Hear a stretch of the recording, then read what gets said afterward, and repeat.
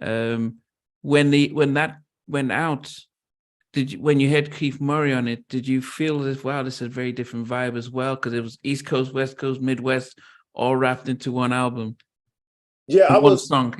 Yeah, I was surprised because they didn't tell me that Keith Murray had got on it.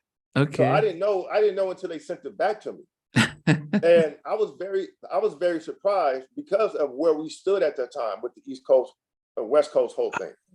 Goodness. But, it's like, Keith Murray, he ended up calling me after that. And I did a record on him, because Murray really loved that West Coast funk. Like he loved it. And so, Murray wasn't really with the whole, East Coast, West Coast. Murray just loved music. Yeah. Yeah. But at that time then, because was it that bad with that whole East Coast, West Coast there? You guys could you travel to the East Coast and not have any issues to New York? I didn't feel comfortable. Wow. Because the beef was real. Like it wasn't fake. It wasn't just for television. It was real. But was it not just Death Row and Bad Boy, but then, or was it all Wu-Tang and anyone that's East Coast and or was it just those two? Because I mean, Quick, was he involved? I didn't think Quick was. No, we were never really involved to whereas we were personally at war. It was our association to Death Row that had us involved. But we personally were not involved. Okay. We didn't, Quick and myself, we didn't have anything against Bad Boy. We didn't have anything against Biggie. We didn't have, because there was no real reason. It was all, it started out fabricated, and then it turned into real, when people what do you mean dying. Fabricated? Just in other words, like there was no real reason why there was a war. Like nobody had got hurt on their side. Nobody had got hurt on our side. And it was just, it was something that just slowly but surely just kind of fell in our lap. Like it just happened, Do you think it was Pac saw it as something, as a way of let's generate publicity and a way of just, just like a little rivalry so we can sell records and people can think. I can say that. Yes, of course. And again, I'm glad that you put it that way, because at the end of the day, that's what I mean. When I said fabricated, where it was kind of a thing to where it's a good publicity tool, to use. But it actually, turned into a real thing. And, again, Pac died and then Biggie died. And that's when it was really real. It was like, this is, all, I mean, man, was it worth it? No. I mean, especially if they were still the best in if they were around now, I don't think anyone could touch them. But what was it like when Biggie died? Was that scary for you guys associated with Death Row? Especially not yourself? For me. I mean, not for me. Like, I don't think I've ever mentioned this in any interview that I've ever done. But the way that the streets and the gangs and all that, the politics of it is designed. It's like normally once a death of that magnitude happens, it's almost inevitable that there's going to be some sort of retaliation. And for me, when Pac died, and then Biggie was hanging out in LA, like he was spending like a lot of time here. Wow. And Biggie did this record. And the first time that I heard it, I forgot who I was talking to, but I told them, I said, like, that's it, that's the end. He did this record called I'm Going Back to Cali. And in the record, he was talking about being in Cali, and pardon my French, but, smoking our weed, and pardon my French, and fucking our bitches, right? That's a no-no out here. Like, to me, when I heard it, it felt like that he was throwing it in our face. That's just what I felt, you know, when I first heard the record. So coming from the streets, it's like, you playing it kind of close. That's dangerous. That's just what I felt. It was kind of like a diss record to me. That's what it felt like.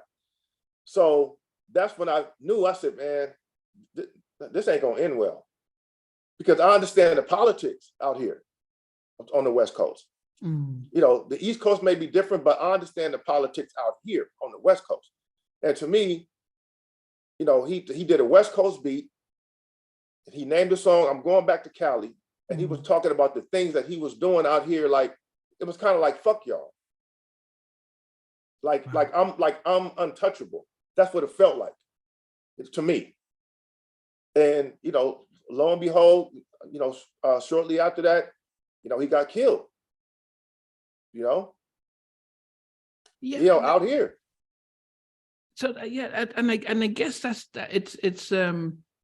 it does seem strange that he would and as I said, Bad Boy was not a rap label. It was a sort of R&B stuff, and they, you know, from what we know,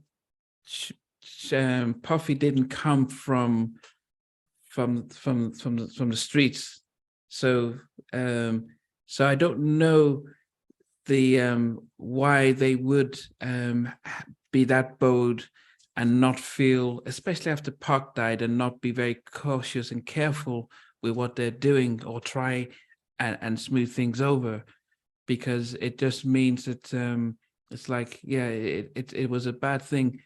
But then there was, and I have no idea. I didn't realize that there was. I just thought he was in LA to finish some recording stuff. I didn't realize they were almost saying we're untouchables. We can do what we want out here. Well, Suge wasn't around. After Pac died, Suge went to prison.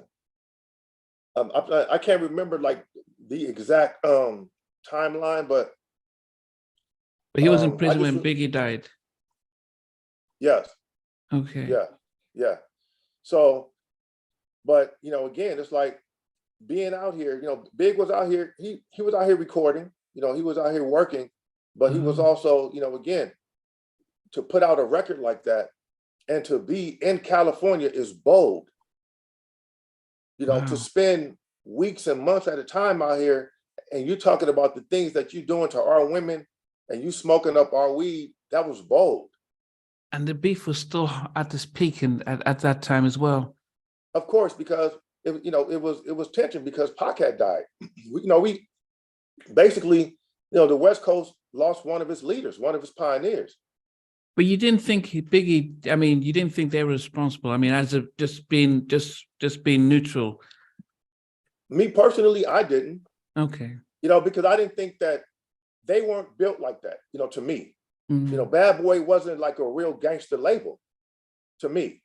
So to me, they weren't built like that. They weren't real gangsters, not to me. Yeah. So I never once even thought that they did it. Could they have orchestrated it? Maybe, I don't know. But them, themselves, nah, they weren't built like that. Wow. And so you weren't surprised when he got shot, but then the day it happened, that must have been a surprise. A shock, or it was like, yeah, this guy was living too dangerously, or. You talking about Biggie? Yeah. Because I still remember I was in college when he died. It was a big shock for me, but for yourself, after I wasn't surprised. I wasn't surprised at all because of, again, the politics of the West Coast. I mean, that's kind of like, that's what, what the life is, when it comes to, let's just say, Bloods and Crips. Yeah. If you kill a Crip, they're going to retaliate. Wow. That's just the nature of the game. You know what I'm saying? That's the nature of the game and the politics out here. So back then, I wasn't surprised. I was actually at the I think it was the Vibe Awards or something. I think it was Vibe. And, you know, where Biggie got killed. So I was there. Yeah. I think it was Soul Train. Maybe it was Soul Train, I think. Yeah. It was either Vibe or Soul Train, but okay. Yeah, but our limousine was actually parked behind their trucks at that time. Yeah, so out in front of the venue. Yeah, I was there. Oh, but you didn't witness it. You would No. Okay. No, because they had took off. They had left. But I'm saying, like, I remember that night. I remember seeing them coming out. You know, getting into their trucks. I was there.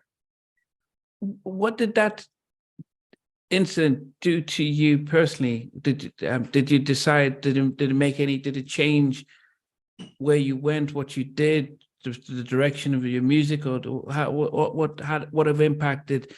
You know, within 6 months, you've got two of the biggest stars, hip hop stars, being shut down, and on the West Coast. What did it change? Did it have an impact on you as an artist, as a person, and what you were doing? To be honest, no, it didn't, because there's always been, I guess, being from the West Coast, there was always a sense of empowerment and security, you know, when you're at home. You know, and again, I never looked at, you know, the East Coast or Bad Boy as being people of that magnitude when it came to you know, being gangsters and to have to fear, you know, for my life. So when that happened, I felt like really that the chapter was closed in its entirety. You know, the East Coast, West Coast beef was done. You know, and that we had a choice then to turn music back around to being good and to just start doing good music again. You know what I mean? Yeah. It was like, you know what? Okay, Pac is dead. Biggie is dead. You know, let the dust settle, and let's get back to just doing a positive, good music. You know, the war is over. Sugar's in prison, like it's over. You know, that's just what it felt like to me. Hey guys, thanks for watching. Thanks for being part of the Halftime Chat community. Please remember to like, share, and subscribe. But most importantly, why don't you consider being a member? That's a way of supporting the channel, but also getting a lot of videos ahead of time, a lot of behind the scenes stuff, and some exclusive content that doesn't get shared. But anyway, thanks for watching, and thanks for being part of Halftime Chat. Sweet.